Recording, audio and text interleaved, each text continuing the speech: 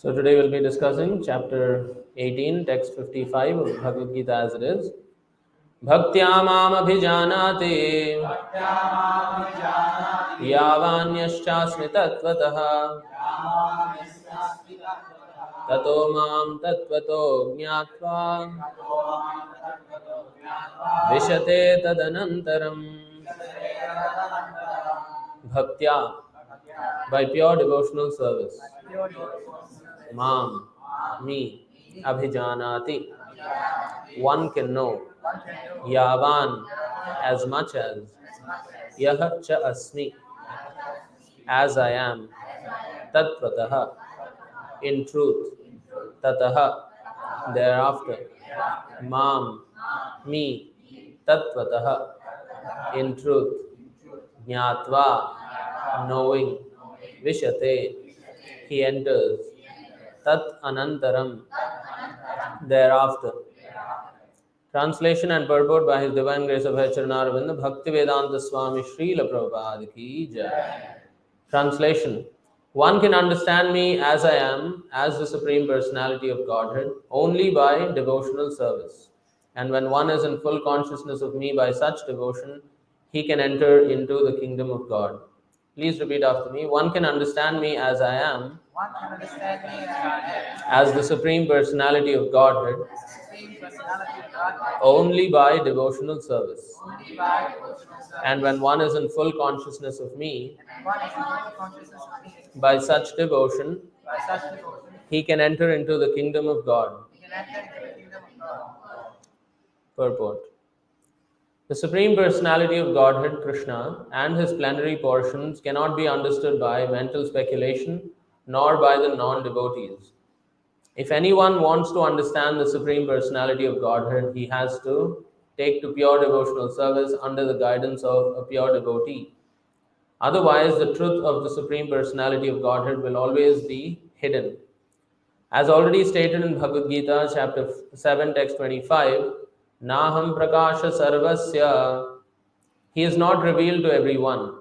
No one can understand God simply by erudite scholarship or mental speculation. Only one who is actually engaged in Krishna consciousness and devotional service can understand what Krishna is. University degrees are not helpful. One who is fully conversant with the Krishna science becomes eligible to enter into the spiritual kingdom, the abode of Krishna. Becoming Brahman does not mean that one loses his identity. Devotional service is there, and as long as devotional service exists, there must be God, the devotee, and the process of devotional service. Such knowledge is never vanquished, even after liberation. Liberation involves getting free from the concept of material life. In spiritual life, the same distinction is there, the same individuality is there, but in pure Krishna consciousness. One should not mistakenly think that the word Vishate, enters into me, supports the monist theory that one becomes homogeneous with the impersonal Brahman. No. Vishate means that one can enter into the abode of the Supreme Lord in one's individuality, to engage in his association and render service unto him. For instance, a green bird enters a green tree not to become one with the tree, but to enjoy the fruits of the tree. Impersonalists generally give the example of a river flowing into the ocean and merging. This may be a source of happiness for the impersonalist, but the personalist keeps his personal individuality like an aquatic in the ocean. We find so many living entities within the ocean if we go deep. Surface acquaintance with the ocean is not sufficient. One must have complete knowledge of the aquatics living in the ocean depths. Because of his pure devotional service, a devotee can understand the transcendental qualities and the opulences of the Supreme Lord in truth. As it is stated in the 11th chapter, only by devotional service can one understand. The same is confirmed here. One can understand the Supreme Personality of Godhead by devotional service and enter into his kingdom.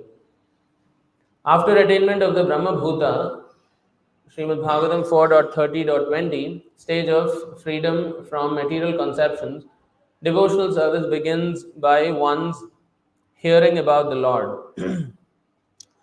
When one hears about the Supreme Lord, automatically the Brahma Bhuta stage develops and material contamination, greediness and lust for sense enjoyment disappears.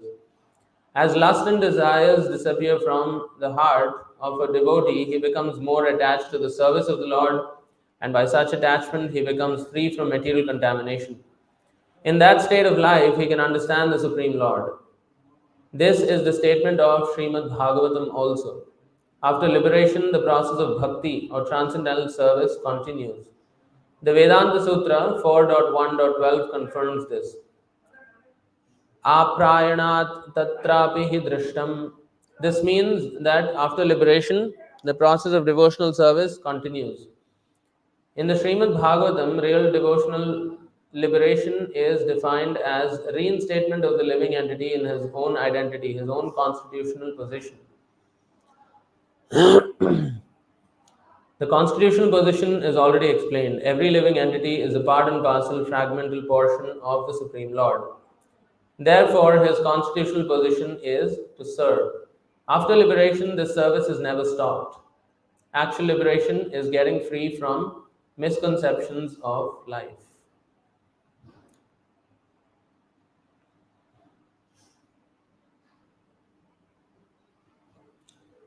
So we'll read the translation once again. One can understand me as I am, as the Supreme Personality of Godhead, only by devotional service. And when one is in full consciousness of me by such devotion, he can enter into the kingdom of God. So there is a very important verse from the last chapter of the Bhagavad Gita. So the Supreme Personality of Godhead, Lord Krishna himself, is speaking this verse. So it is already established that he is the Supreme Personality of Godhead. Throughout the Bhagavad Gita, in many places, Krishna has already established his truth that he is the Supreme Personality of Godhead. So now, how one can come to this conclusion, how one can understand this truth is being explained here. So the eligibility is, if we want to understand this, not everybody can understand immediately. Even after much hearing, after repeated instructions, one may not come to this understanding unless and until the Supreme Personality of Godhead is saying here that unless and until one is engaged in devotional service, only by this method one can understand Krishna as the Supreme Personality of Godhead. For others, he may just be an ordinary person or a very great person from material calculation, somebody who has done some extraordinary deeds, or some hero or some powerful king, or different understandings different people may have. But if we want to understand him as the Supreme Personality of Godhead, we have to be engaged in devotional service. So what is this devotional service? Why should we be engaged in devotional service, first of all? It is because, as it is being explained in the purport, this is actually our original constitutional position. What is this constitutional position? It is known as Swarupa, our real Swarupa, our original identity. What is this original identity? If there is an original identity, is there something called a fake identity? Yes, there is. So, currently we are all identifying ourselves as this. What do we identify ourselves as? When someone asks us, who are you? What do we say? I am Mr. So-and-so. I am the son of so-and-so. This is my name. This is my nationality. This is my, occupation, profession. So in this way, we are identifying ourselves with this body, right? When we look at ourselves in the mirror, what do we see? Do we see something else? No, we see our body, we see our face, we see. So we think this is us. We are completely convinced that this is what we are. So therefore, Bhagavad Gita actually begins with establishing the fact that we are not this body. The instructions of the Bhagavad Gita begin where Krishna is instructing Arjuna that you are not this body. Because you are engrossed in this bodily concept of life, you are identifying yourself as this body. Therefore, with this conviction, whatever activities you are performing are also on the false plane. on the material bodily platform. So, whatever we are doing in this material world, it doesn't actually have any meaning, because we are simply engaged in the comforts of the external body. So, Krishna is establishing this fact that you are first of all not at all this body. Just like Srila Prabhupada gives a very nice example. If we are simply taking care of the external, dress, this is also stated in the Bhagavad Gita that this body is just like the dress that we wear, the clothes that we wear. So if we take care of the clothes very nicely, wash them, iron them, everything, but if we do not feed the body, what happens? The body will become weak, right? So similarly, if we simply take care of the external body, which is also like the dress, and if we forget our actual identity as the soul, and if we do not feed the soul, what happens? We become malnourished, spiritually malnourished. Or also there's another example of the bird in the cage, right? If there's a bird that is being kept within the cage, and if you take care of the cage very nicely, and you polish the metal structure, but you do not feed the bird, what happens to the bird? Can it live very happily?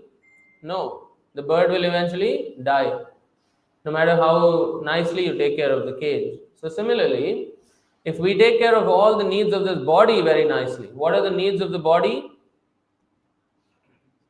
Eating, sleeping, mating, defending, right? All these needs, if they are being taken care of, and if we do not do anything for ourselves, when I say ourselves, that means I'm pertaining to the soul. If we do not do anything on the spiritual platform, what will happen? We will remain here, taking up so many different kinds of bodies, one life after another. We just stay within this cycle of birth and death. So in this way, sometimes we identify ourselves as a man, as a woman, sometimes as an animal, sometimes as a tree, insect. In this way we are going on, and once we are engrossed in this bodily concept of life, what happens is that this body has different senses, right? When we are convinced that we are this body, we engage the senses in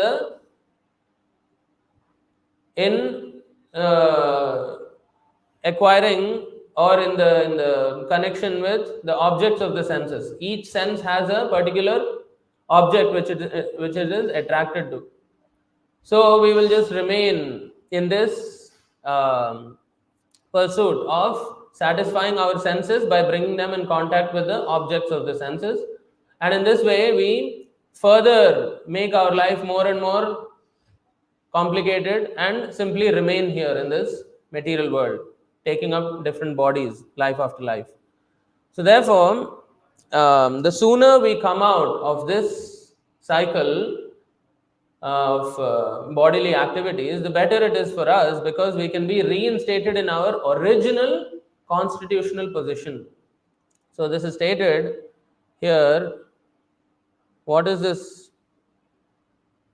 How come this F2 doesn't work? Yeah. Not coming. Okay. Now it's gone.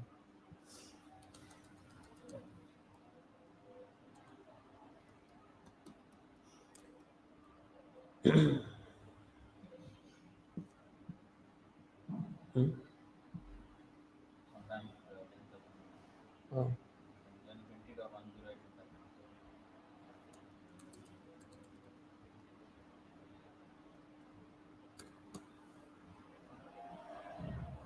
So won't work, isn't it?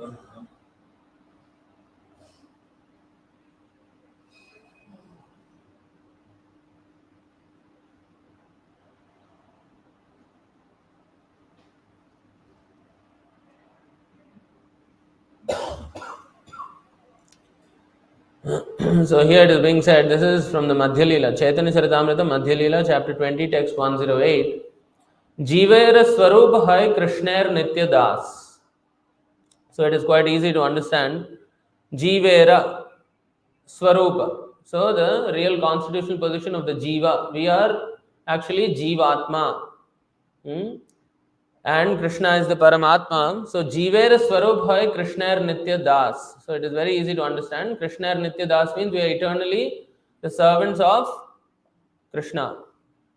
It is not a matter of choice. It is not whether I like it or not. This is our position, whether we accept it or not. When we do not accept it, what happens?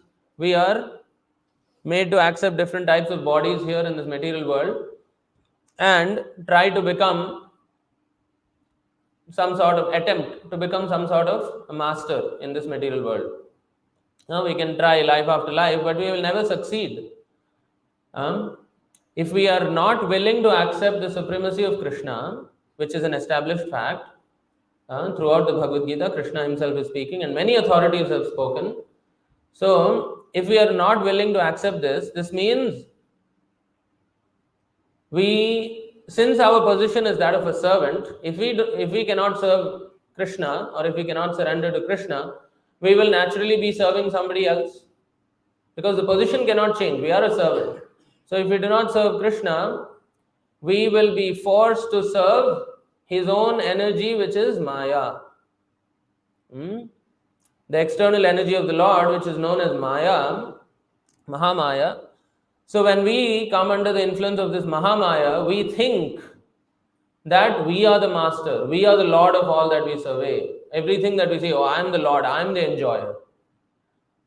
So under the influence of Mahamaya, the insignificant Jivatma thinks that he is the Lord. So he attempts, or he tries to enjoy his senses by engaging everything that is around him in his own service.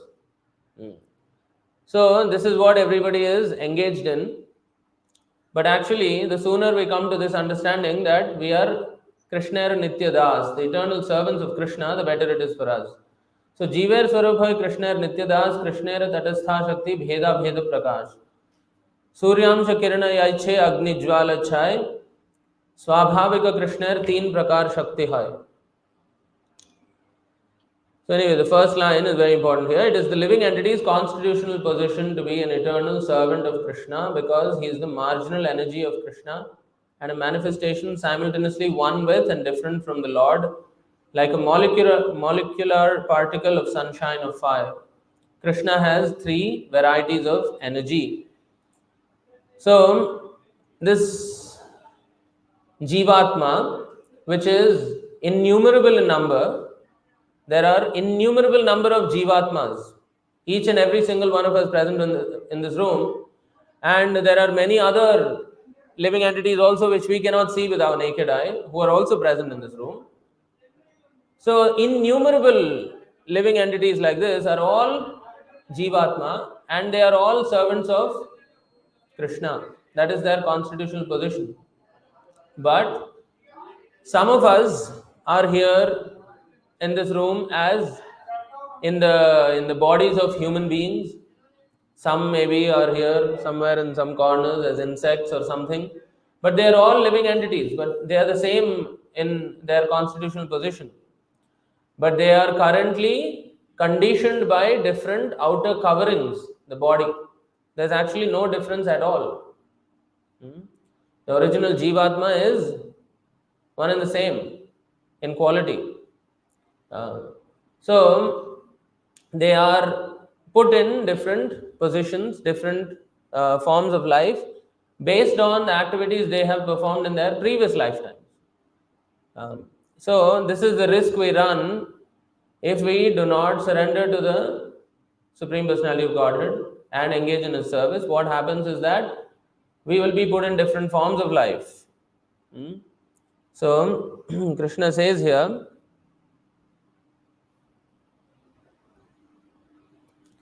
in the same chapter, Bhagavad Gita, chapter 18, text 61, 6 verses from today's verse, the Lord is saying, Ishvara sarva bhutanam hriddeshe arjuna tishtati bhramayan sarva bhutani yantrarudhani mayaya.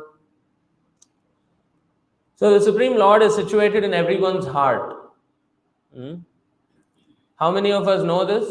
That the Supreme Lord is situated in everyone's heart? Hmm? Even if we may theoretically understand, by the process of devotional service, we will actually come to the position where we can actually see the Lord, not just in our heart, but in every single living entity.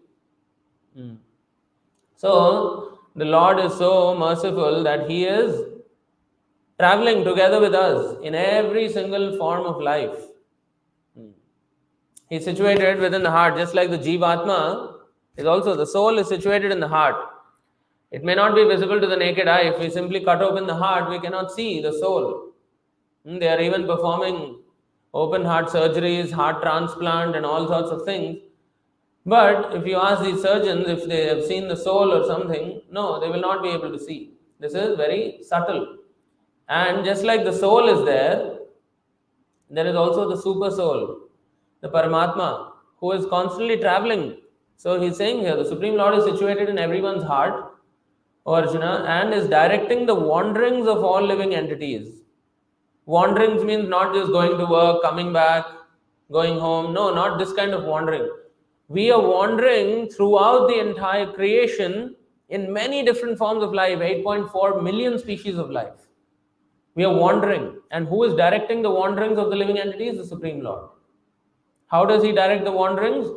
He is observing every single one of our actions and even our thoughts. And based on the desires that we have, Krishna is simply sanctioning. Okay, this is what you want. This is the kind of life you want. Okay, I'll make the necessary arrangement. This is how you want to utilize this life. Okay, I will make a better arrangement so that you can fulfill these sort of desires. In this way, Krishna is, as they say, man proposes, God disposes.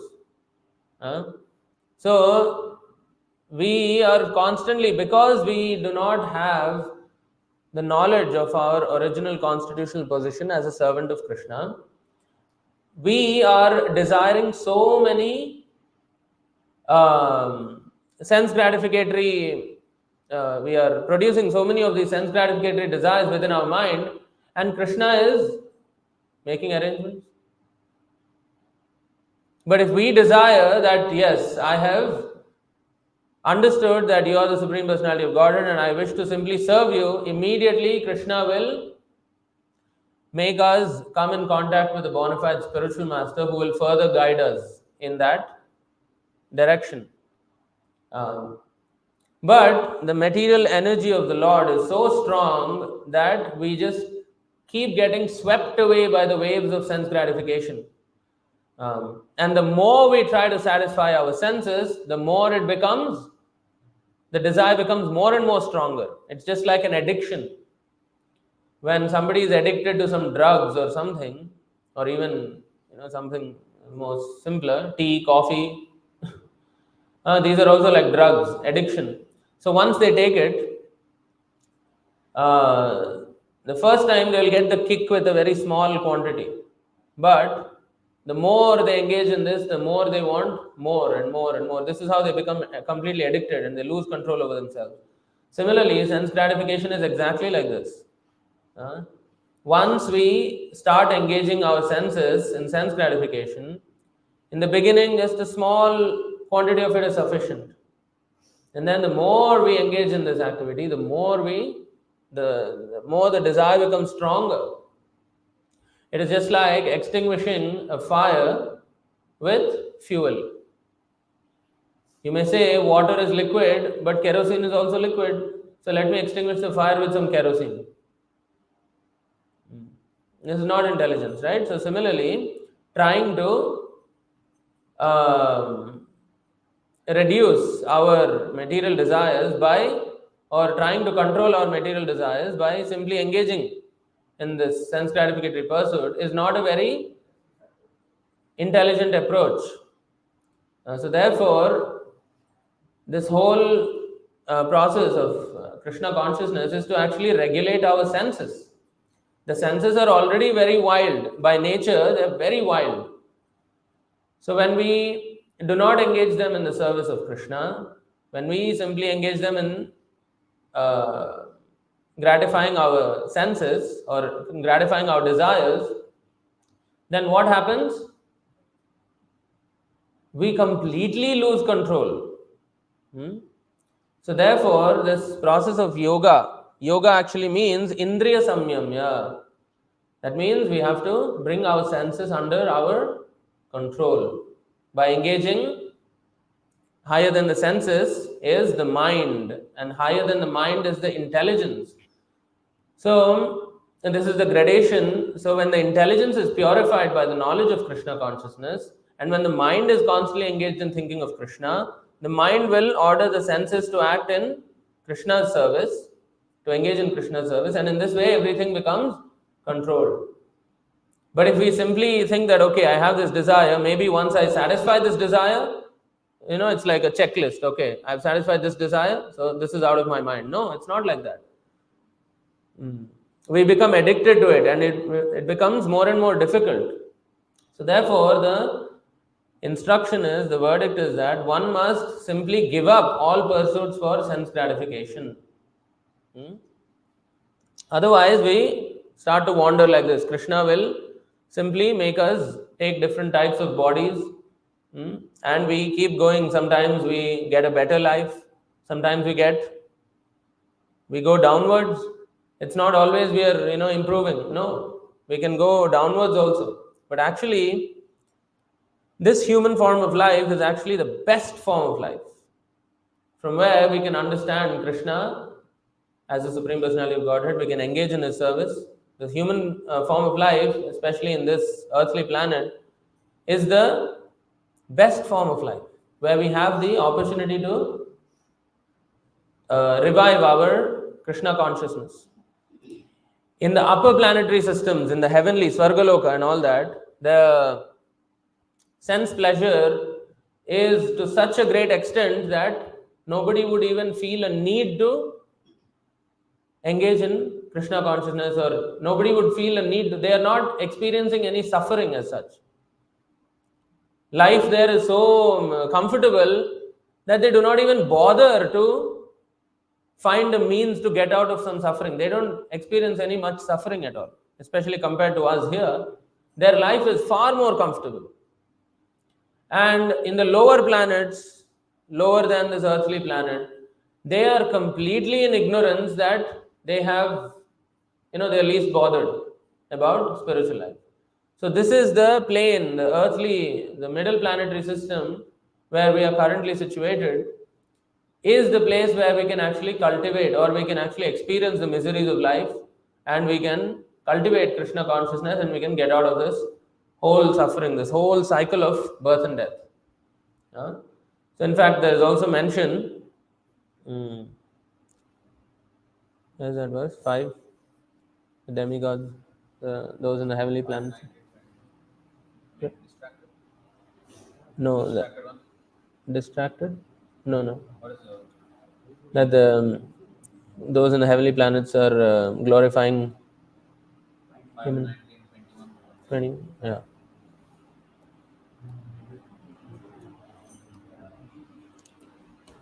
So here, so those who are in this material world, in this earthly planets, we are always in awe of the demigods, the devatas, thinking that, oh, they're enjoying so much, their life is so much nicer. You see, and there are many who are attempting to go there by different means, by means of pious activities, and all these things. They're trying to attain the heavenly planets, right? Svargalok, they think it is a realm of very great happiness, so I need to go there. So even in religions like Islam and all, they talk about Jannat. Jannat means heaven. Oh, we must go to heaven. There's so much more pleasure there. But actually, those in heaven, what are they thinking? What is their perception? Since the human form of life is a sublime position for spiritual realization, all the demigods in heaven speak in this way. How wonderful it is for these human beings to have been born in the land of Bharatavarsha. Bharatavarsha means actually this entire tract of land. Bharatavarsha doesn't only mean Bharat, India, India, that is Bharat. No. This entire tract of land. So, how? Let's read this again. Since the human form of life is a sublime position for spiritual realization, all the demigods in heaven speak in this way. How wonderful it is for these human beings to have been born in the land of Bharatavarsha. They must have executed pious acts of austerity in the past, or the Supreme Personality of Godhead Himself must have been pleased with them. Otherwise, how could they engage in devotional service in so many ways? So, what does this mean? In the heavenly planets, there is very little opportunity for devotional service, although there are great stalwart devatas, demigods, who are all representatives of Krishna actually. But they are given a position of immense material opulence, so much so that they keep forgetting that they are actually representatives of Krishna. So we have seen in the Govardhan Leela, recently Govardhan Puja happened, not very long ago. So what is this Govardhan Leela? Indra, the king of heaven, became so puffed up of his position as the king of heaven that he wanted to challenge the Supreme Personality of Godhead himself. So he started pouring down torrents of rain, and Krishna himself, taught him a lesson and put him in his place. So demigods, the king of heaven, Indra, also becomes bewildered by the illusory energy of the Lord, thinking that he is very highly placed. So much so that they actually forget that they are nothing but insignificant servants of Krishna. So, there's very little opportunity for devotional service in the heavenly planets. They're not engaged in devotional service there. So that's why they're thinking like this. Otherwise, how could they engage in devotional service in so many ways? We demigods can only aspire to achieve human births in Bharatavarsha to execute devotional service, but these human beings are already engaged there. So as they say in English, there is a saying, grass is always greener on the other side. What does that mean? When we see at very distant places, at far distance, we see some hills sometimes when we are driving or going along highways. We see hills and all that. So from very far, when we see, everything looks like velvet. Oh, so soft, so beautiful. When you actually go near, what do you see? You see thorny bushes, you see ups and downs, you see rocks, and you see everything. But from very far distance, you see that everything is like, nice carpet, velvet carpet. So from far, everything may look very nice. So from here also we may see, oh heaven, no, they're enjoying so much. But from there, they are also thinking the same thing. And this is actually from a spiritual point of view, that this place is actually a lot more conducive for spiritual advancement. In the subsequent verses also,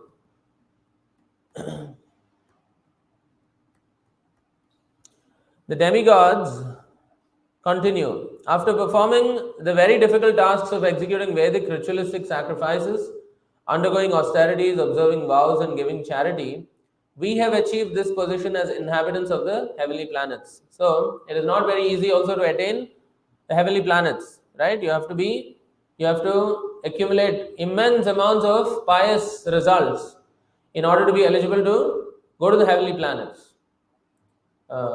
So it requires a lot of austerity. But this is not tapo divyam. This is not the kind of austerity that is recommended for us. All these things, after performing the various difficult tasks of executing Vedic ritualistic sacrifices, which are not even possible in Kali Yuga, undergoing austerities, nobody is willing to do this, observing vows and giving charity, everyone is practically bankrupt, what charity they will do. So by doing all this, what do you get? You accumulate pious credits, which promotes us to the heavenly planets. But after having done all this, they say we have achieved the position as inhabitants of the heavenly planets. But what is the value of this achievement? Now they are regretting. What is the value of this? Here we are certainly very engaged in material sense gratification, and therefore we can hardly remember the lotus feet of Lord Narayana.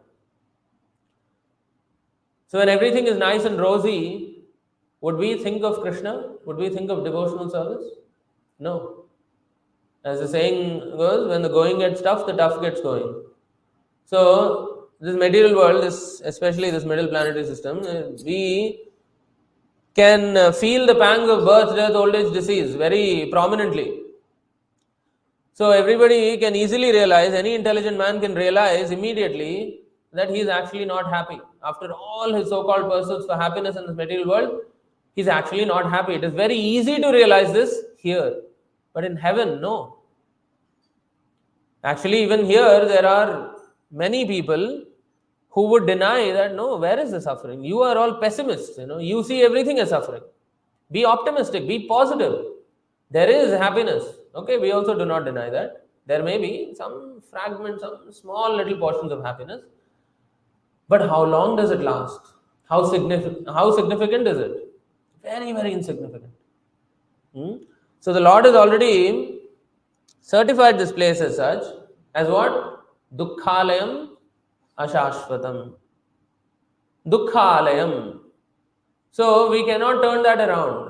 If the Lord has certified this place as such, how can we, insignificant living entities, how can we turn that around? We cannot. So we have to come to this understanding that yes, I am suffering here. What is my suffering? Janma mrityu jara vyadhi dukkha doshanu darshanam. So this is why we need knowledge. This is why we need to approach a guru. What we are seeing as happiness is actually our suffering. It is actually causing our downfall. So by real knowledge, what is the conclusion that we will come to? Janma mrityu jara vyadhi dukkha doshanu darshanam. The 4 types of miserable conditions that everyone is,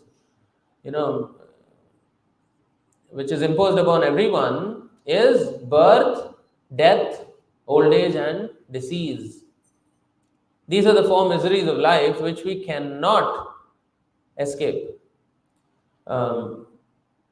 These so-called governments of different countries, they are addressing very small little problems. All this financial problem, there's some recession, there is some, unemployment. So these are the things that they are targeting. But is there any sort of a department, although you may say there are hospitals to counteract disease, but are they able to achieve any tangible results with it? Since the beginning of this material creation, people have been dying in huge numbers, and they're still dying in much bigger numbers, in spite of the existence of all these various hospitals. In fact, the hospitals are increasing, the facilities in the hospitals are increasing, diseases are increasing. So where is the advancement? There is no medical advancement. So even if there is some attempt being made to control diseases, there is this CDC, there is this WHO, who are all, saying so many things. But what are they able to control? We have just seen the most horrible era in the last 1 century maybe. This whole COVID has just gone past. So what were they able to achieve with all this? So actually, if they really want to address this problem properly, the only solution is Krishna consciousness. If there are attempts made for large-scale propaganda of this Krishna consciousness movement, as Srila Prabhupada has started all over the world, and in fact the American government also remarked at that time in the 1960s that this is spreading more than an epidemic, just like an epidemic or like a pandemic, it spread Krishna consciousness all throughout the whole world. So if this scale propaganda of Krishna consciousness can happen, and if governments can also help in the propaganda of this Krishna consciousness movement, then there is some hope. That is how we can address the problem of birth, death, old age and disease, because these are the miseries of life, and the only solution for this is Krishna consciousness. If everyone is made Krishna conscious, then there will be no more birth, no more death, no more disease, no more old age. Everybody will attain to their original constitutional position and go back home, back to Krishna. Of course, we cannot expect this to happen. So, even if the entire population doesn't come, as Srila Prabhupada said, even if 1% of the world's population can become Krishna conscious, What is this 1%? If there is 8 billion, the population of the world is now just recently reached 8 billion, right? So what is 1% of 8 billion? 80 million. Are there 80 million devotees in the world currently? 80 million devotees.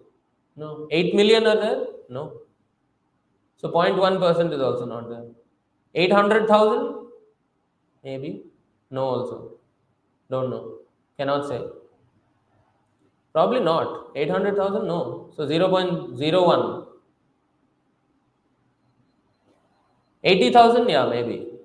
But devotees, again, whenever the mention is there of devotees in the Bhagavad Gita, who are these devotees who are eligible to go back to Krishna? Somebody who has understood Krishna completely, a pure devotee.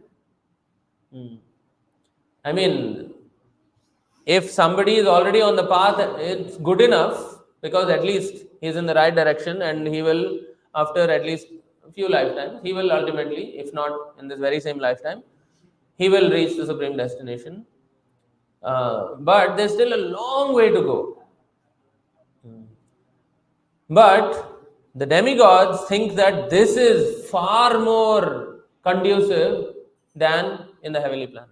There is no scope for them to engage in devotional service.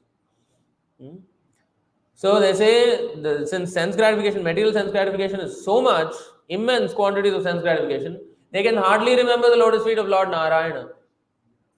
So even ourselves, when we are practicing the devotional service, in the beginning we are always very enthusiastic. We are, willing to perform very severe austerities, and we are, doing all these things. But once we become a little bit relaxed, a little bit, comfortable, materially a bit comfortable, then we can see that our seriousness also goes down. Right? So how much more, what more to say of the demigods whose life is so comfortable in the heavenly planets? So here they're saying, indeed, because of our excessive sense gratification, we have almost forgotten his lotus feet. So this is actually why the Lord is constantly giving us miserable conditions. So we should take miserable conditions as a great blessing, as an impetus for advancing spiritually.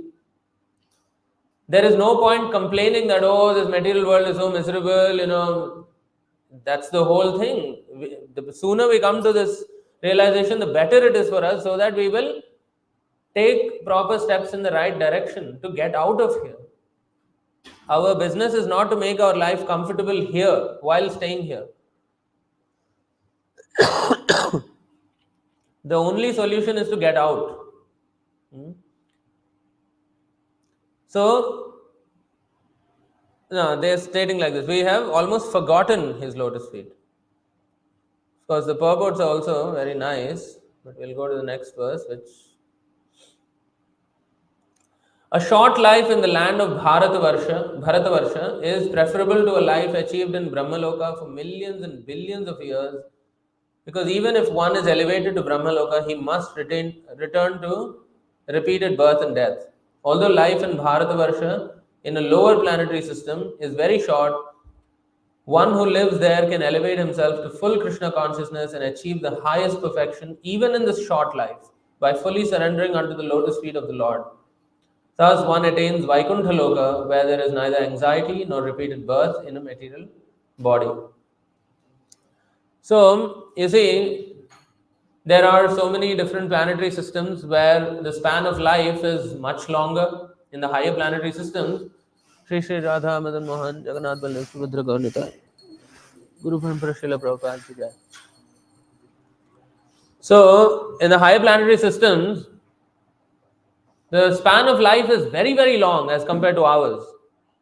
That is why this is actually one of the attractions for people on this earth to go there. Oh, my life is so short, I cannot accomplish anything, I want to go there. I want to live a long life. But what is the use of long life of no meaning? So they themselves are saying a short life of purpose is way better than a long life of no purpose. So what is the real purpose? What is the aim of this human form of life? This we don't need to set. The aim has already been set by the Supreme Personality of Godhead. What is that? Ante Narayana Smritihi. Janmalabha parapumsam ante narayana spritihi. The highest perfection that one can achieve by any process is to be able to think of Krishna at the time of death. So this death is actually like a final examination. So we have to give ourselves sufficient time to prepare for this final examination. This entire lifespan that we have, which may be very short as compared to those in the upper planetary systems, we have to make it purposeful. We have to make it fully Krishna conscious, Krishna centered. Then only we will be able to achieve this goal of remembering Krishna at the time of death. It is not as easy as we think it may be to think of Krishna. It is not that now that I've heard that I have to think of Krishna at the time of death, okay, I'll do it. I'll do it. Now that you've told me, okay, I heard it, okay, I'll do it. No, it's not that simple. It requires a lifetime of practice, many, many lifetimes of practice to achieve this result.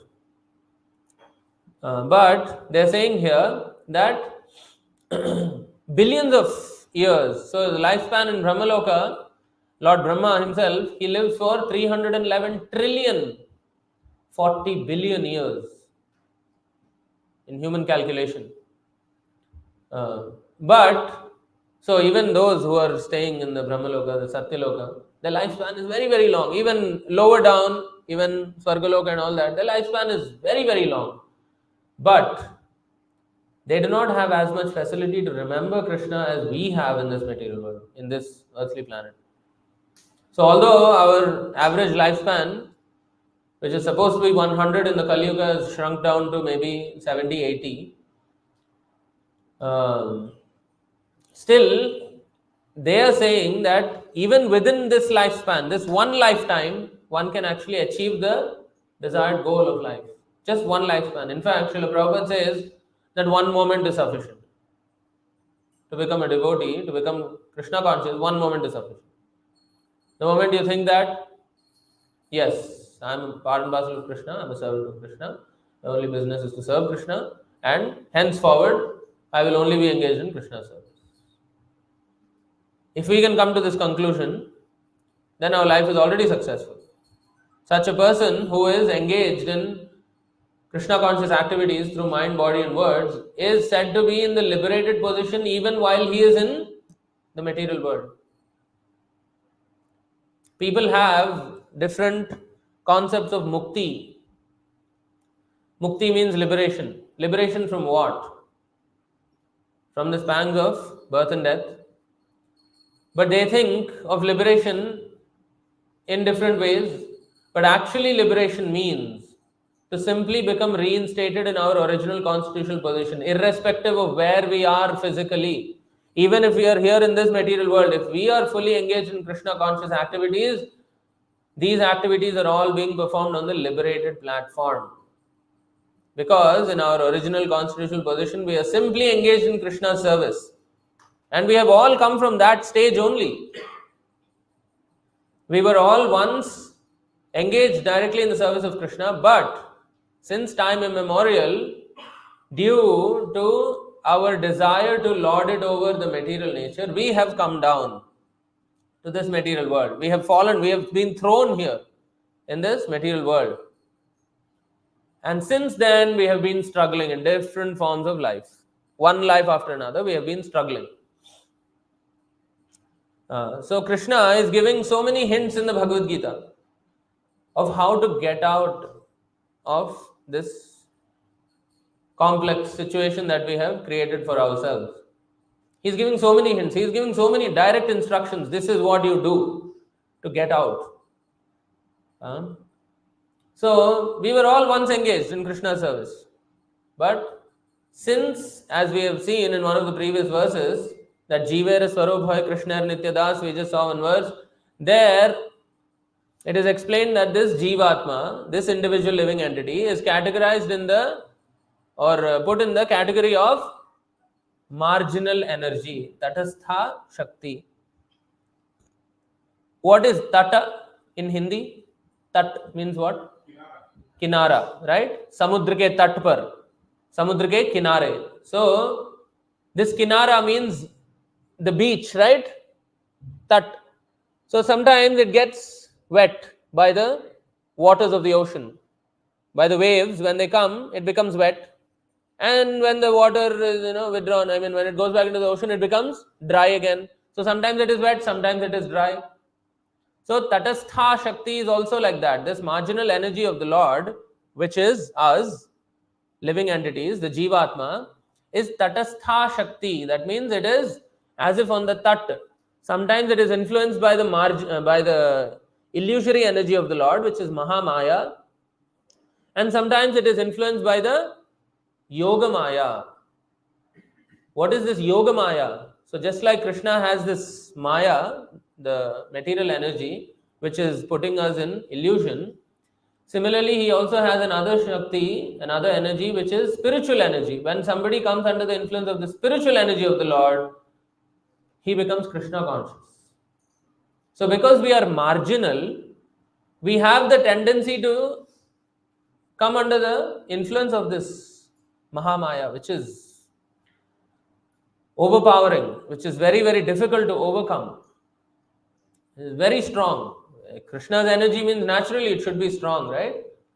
So, when we are under the influence of this material energy of the Lord, the first symptom of being under the influence of the material energy of the Lord is false identification.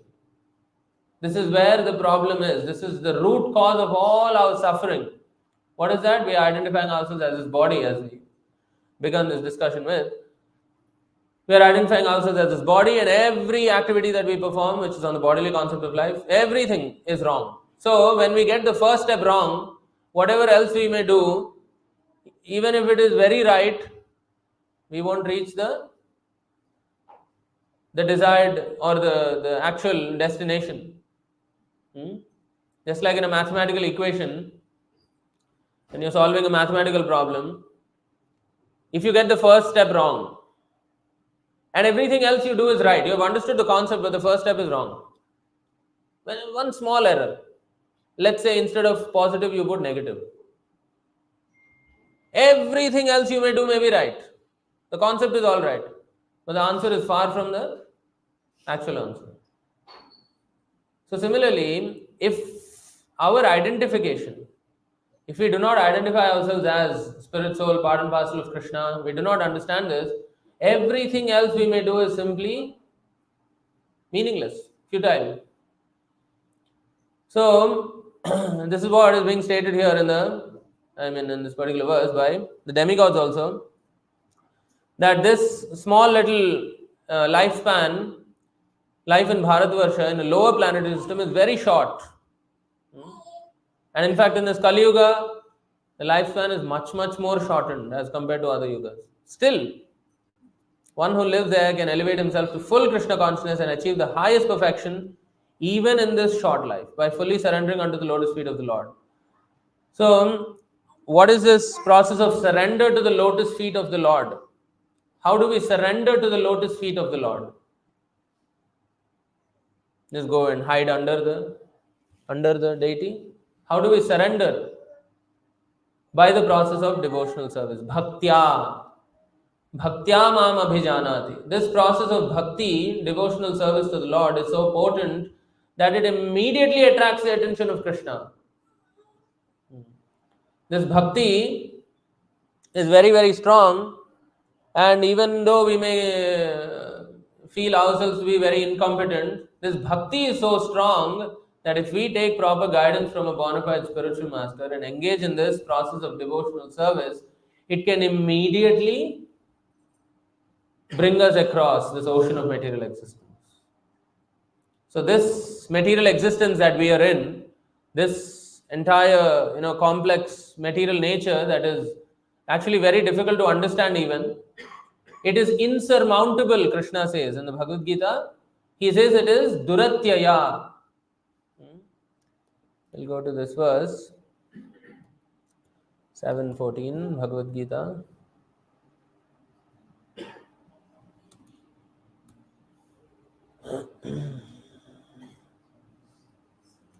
Daivi hyesha gunamayi mama maya duratyaya. So this word duratyaya means insurmountable, impossible to overcome. Mameva ye prapadyante maya metam tarantite. So in the material world, so actually we need to understand that this material world that we are living in is comparable to a prison house, a prison. Why is it being compared to a prison? Because in a prison, the criminals, they are put through immense suffering. We can't call it torture because it is for their own reformation. So they are put through a lot of difficulties so that they realize their sins or their crime, their mistakes, and they reform and they become better persons. And once they can show the prison authorities that they have actually become better persons, they will be released. Their prison term is over. Similarly, this material world is exactly like that. It is designed to reform us.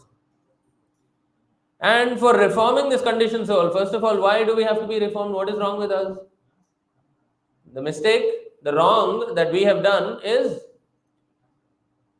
to forget the position of the Supreme Lord, forget the position of Krishna as the Supreme Master, and our desire to lord it over the material nature. So this is the mistake. When this happened, how this happened, we don't know. But Krishna is saying it has happened, so it has happened. There is no questioning when or how. So Srila Prabhupada says that if our house gets set on fire, for example, would you first of all start contemplating how this fire would have been caused, when it would have started, where it would have started? Is this what will first come to your mind, or will you first run out? And if you're still alive and good, then you would probably consider these things, if necessary. Naturally, first you would run out to save yourself. Not to simply sit down there, oh, the house is on fire. Huh? How would this have started? Okay, No. So this is not our business. Krishna has said that this is how we fell down to this material world. How? By desiring to lord it over the material nature. And since time immemorial we have been here, that means that is the fact. We may not remember, we don't need to remember, we just need to accept Krishna as the authority and we need to do what it requires to get out of here, first of all. So, nobody is even desiring or nobody is even attempting to get out of here. Like in the prison, you can see sometimes there are inmates who try to escape. They manage to escape. They jump over the wall or they find some means to escape. Right? Because they know, they can actually feel that this is suffering. They are put through very intense suffering so that they reform. So sometimes they try to escape, but actually the proper way to get out of the prison is to reform. To admit one's mistake and to reform and get out. But they try the other way. They try to jump or escape or something. That is an ordinary material prison. But this material world is so designed that, this illusory energy, it is being described as duratyaya here, insurmountable, because those who are here in this material world, who are completely in ignorance, they do not even realize that they are actually in a place of suffering. They are actually accepting the suffering as happiness. Just imagine, the illusory power of the Lord is so strong, this energy of the Lord is so strong that nobody even realizes that they're actually in a prison. They think this is happiness and they've accepted this as happiness and they're trying very hard to remain here. So when they are somehow or the other told that actually this is a place of suffering, you have to get out of here, devotional service is the process, they do not even accept it. That's why they call devotees as pessimists. So there are so many other motivational speakers who are actually trying to convince that no, there is happiness here. You have to try it in this way, try it in that way. This is what you do. You're not trying it the right way. You see? And these sort of motivational speakers become very popular because the desire is there to remain here. The desire is there to gratify one's senses. So they want to remain here. So it is insurmountable. It is very difficult. So it is compared to an ocean. So an ocean is very difficult to cross, even if you may have a ship or you may have anything, any means. There is no guarantee that you will go across. It is simply dependent on the Lord, whether we will go across or not. So duratyaya, but mameva ye prapadyante, those who surrender unto me, surrender means again by the process of devotional service, maya metam tarantite, only they can cross this. This divine energy of mind consisting of the three modes of material nature is difficult to overcome, but those who have surrendered unto me can easily cross beyond it. So elsewhere in the Srimad Bhagavatam, it is stated that Samashridaye padapallavaplavam mahatpadam punya yasho murare bhavambhudarvatsa padam param padam padam padam yadvipadam natesham. For those who have accepted the boat of the lotus feet of the Lord. What is this? Boat of the lotus feet of the Lord means by the process of devotional service, if anyone is trying to get out of, cross this ocean of material existence, an ocean, naturally, it is difficult to cross, right? So, what do you need? The least you would need is a proper boat. So, the boat of the lotus feet of the Lord. That means if you surrender to the Lord by the process of devotional service, as is being stated in today's verse, Bhaktya Mam Abhijanati, Bhaktya, devotional service.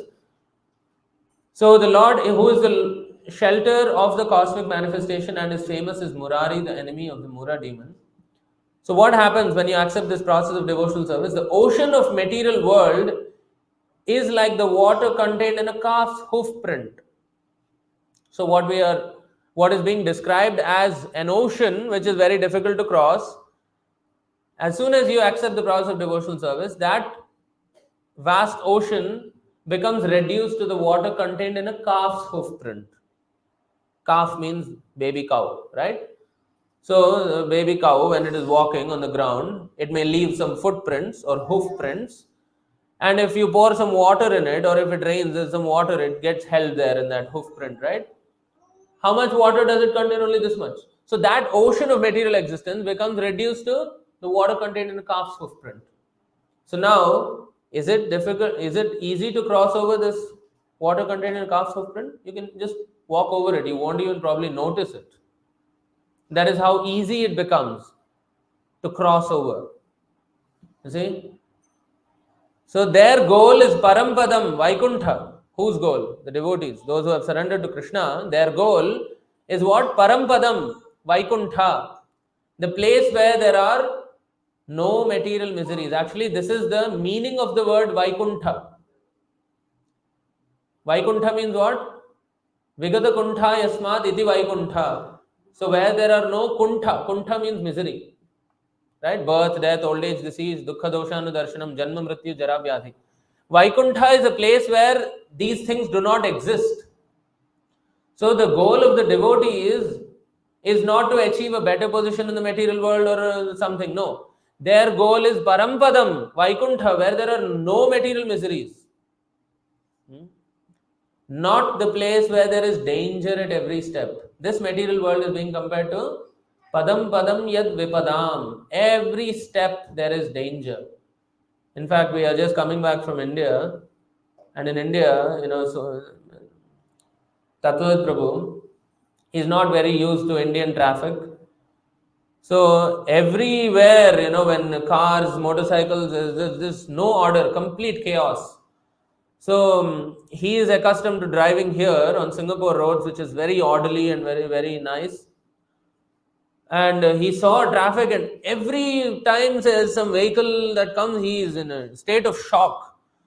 He keeps saying that the situation in India is so bad that there is no guarantee that if somebody goes out of the house with some vehicle, there is no guarantee that he would return. People actually drive like that. And this is just one example.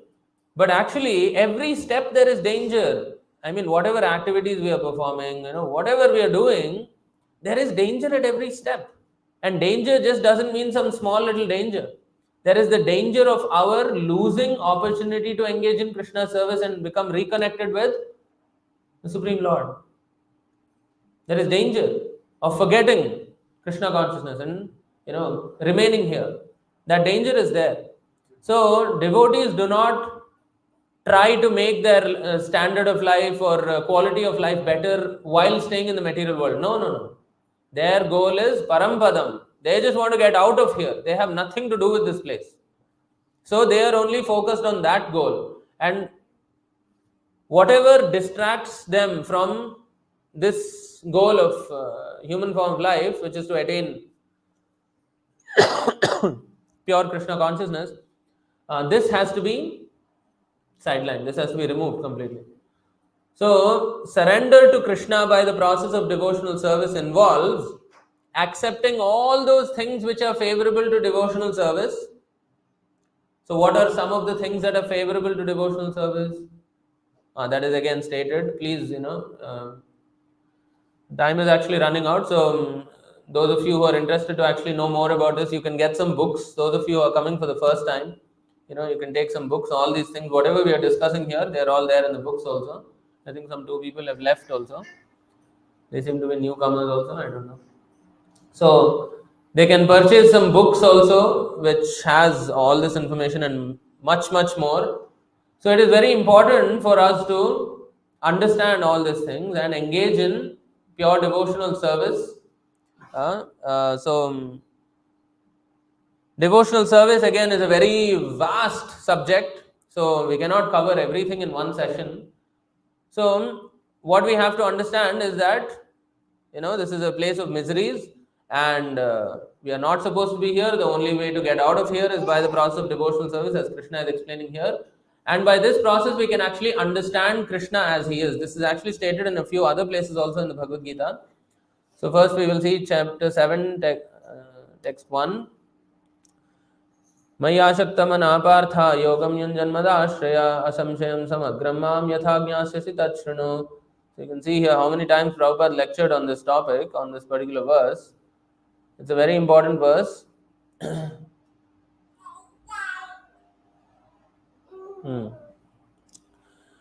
So here also Krishna is saying, the Supreme Personality of Godhead said, now hear, O son of Pritha, how by practicing yoga in full consciousness of me, with mind attached to me, you can know me in full, free from doubt.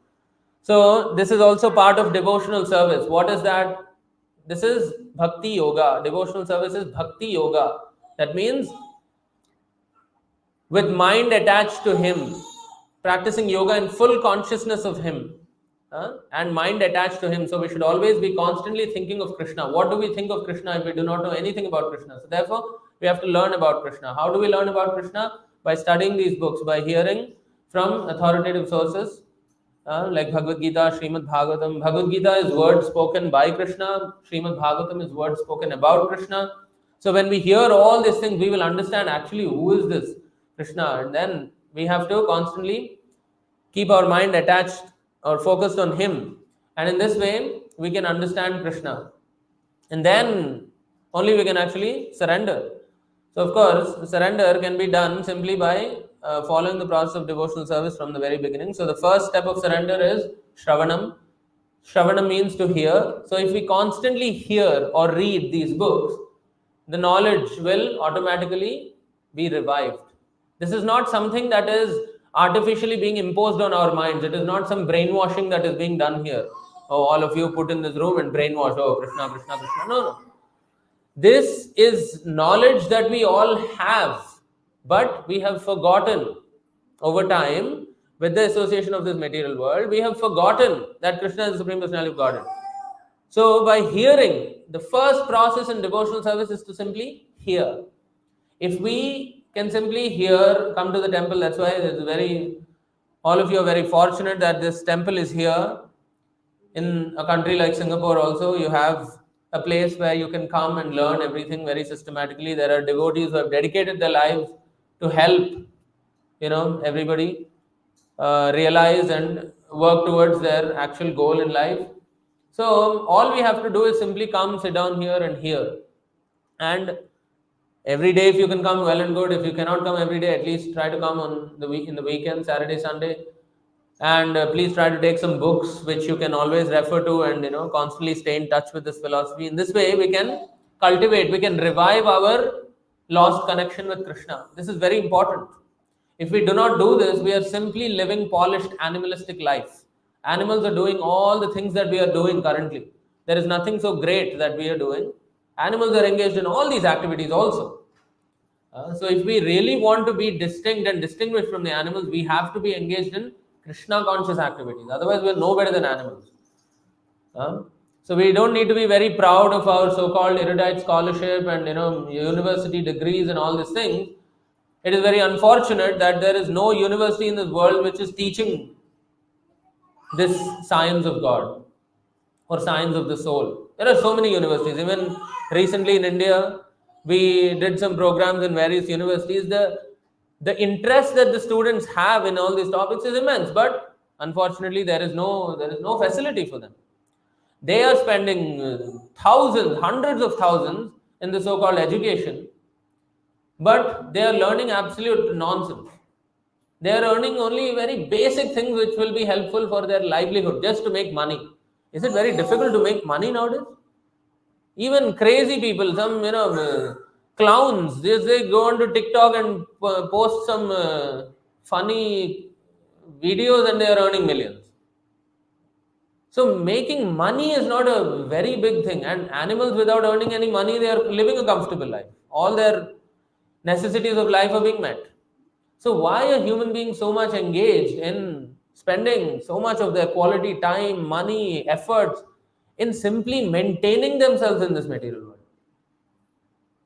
Maintenance of the body is Krishna's jurisdiction. He is already supplying whatever is required by each living entity. Krishna is supplying in the quantity that one deserves. So we don't have to put any extraneous efforts to maintain our body. What we really need to put effort for is to cultivate our lost connection with Krishna. Okay, I think the time is running out. So I hope you have understood the point that devotional service, bhakti yoga, is the process by which one can understand Krishna and connect with him and get out of this material world. We have to get out. We have to understand that this is not the place where we should be, and we have to get out, and the process is devotional service. So please do try to come back every week, every subsequent week, and little by little you can learn. And please try to talk to some of the devotees before you leave, and they will also recommend you some books and all that. And please try to stay in touch with them, take their numbers or whatever. Please stay in contact with them, and they will guide you accordingly. So I'd like to stop here for today. If anyone of you have any questions or any clarifications, again, you can come in contact with any of the devotees. There will also be a small arati now, and after this there will be prasadam on the 4th or 5th floor? 5th floor. So please take advantage of all these facilities, and please try to talk to some devotees also before you go. And you can give your number down also, so they will also contact you in case there are any festivals or any celebrations. Alright, so thank you very much. Granth Raj Srimad Bhagavad Gita ki jai, Srila Prabhupada ki jai.